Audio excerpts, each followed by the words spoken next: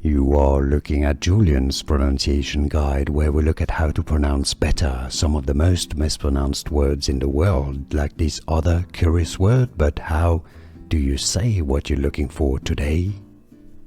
Let's learn how to pronounce the name of these brand and type of coffee. If you want to learn more coffee names that are confusing and many people mispronounce, you can say it as, stay tuned to the channel, Bacha. It's normally how it's pronounced in English. Bacha. Some may say it as Bacha, which is also correct.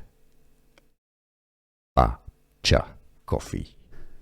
Here are more videos on how to pronounce more confusing words and names too many mispronounced. Like this video if you found it useful. I appreciate your support. I'll see you soon and thanks for watching.